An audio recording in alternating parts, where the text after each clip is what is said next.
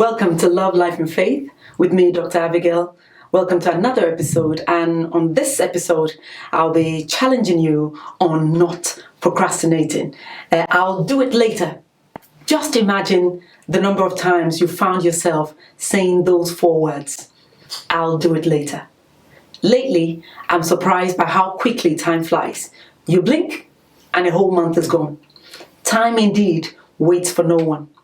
Today, I'll be talking about the dangers of procrastination and the importance of acting at the right time.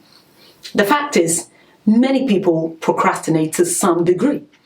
Procrastination usually involves ignoring an unpleasant but likely more important task in favor of one that is more enjoyable or easier. You know what I mean. Procrastination is different from laziness. Laziness means that you're simply unwilling to work or use energy. But procrastination, on the other hand, doesn't mean you're unwilling. It means you're putting something off until later. It is important to realize just how much procrastination can hold you back. Even minor episodes of procrastination can make us feel guilty or ashamed. It can restrict one's potential, cause one to miss out on achieving our goals, and undermine our career or future. So putting things off for later when they should be done now can impact people other than yourself. It can also disrupt teamwork amongst your work colleague. It can reduce morale amongst the people around you and even lead to relationship breakup and job losses in extreme cases because you're always promising but never delivering. So it's crucial to take proactive steps to prevent procrastination. The first thing in stopping procrastination is to recognize that you're doing it. Ask yourself, do I procrastinate? If you start to put things off indefinitely or switch focus because you want to avoid doing something, then you probably are. You may be procrastinating if you leave an item on your to-do list for a long time, even though it's important. It may be you're waiting to be in the right mood or waiting for the right time to tackle a task. If you're having to read your emails several times over and over without making a decision on responding to them.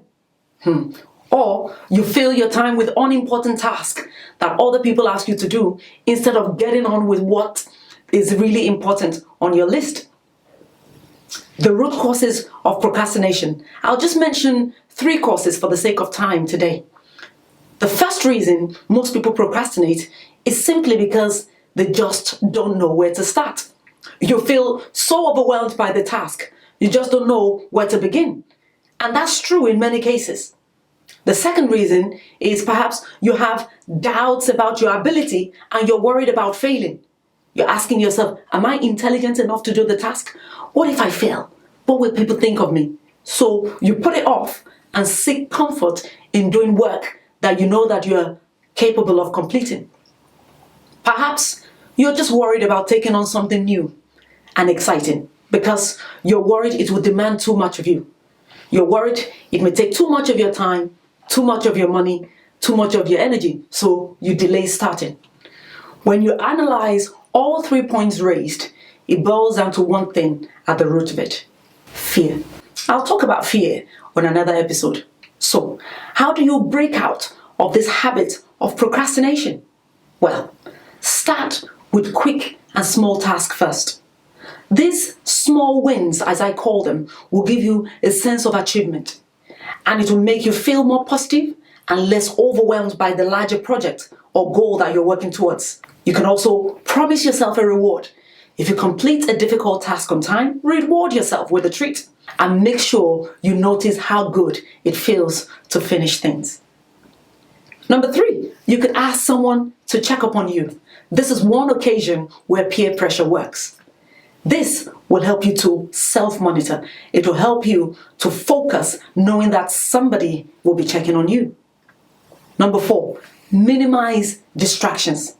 Turn off your email and social media and avoid sitting anywhere near a TV when you're working so that you can fully give the task your attention. Number 5, aim to get those tasks that you find least pleasant. Get them out of the way early. This will give you the rest of the day to concentrate on work that you find more enjoyable. So these are strategies for managing and prioritizing your workload more efficiently. Look at what the Bible says in Ephesians 5:15-17 about how we should live our life without procrastinating. It says, live life then with a due sense of responsibility, not as men who do not know the meaning and purpose of life, but as those who do. Make the best use of your time, despite all the difficulties of these days. Another version says, make the most of time. Make the most of every opportunity you get. What you must do now, do it now. Start now, not later. So what are some of the things you've been putting off for a long time? Start filling that application form today. It's been sat on your desk for too long. Start the project now. You've done the research over and over again. Now, start some way, somehow. There is much gain in starting and completing tasks at the right time.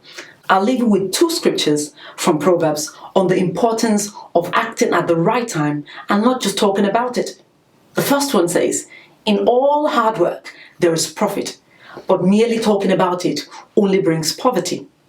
The second says, the slacker does not plow during planting season. At harvest time, it looks and there is nothing. So don't procrastinate any longer. Don't keep saying, I'll do it later, I'll do it later, I'll do it later. Act now so you can move on with achieving important life goals. There's no better time than now. Remember, every single day of your life is a gift from God. Don't waste a single day. Live each day by faith and love it. Until next time, I'll see you again for another episode of Love, Life and Faith.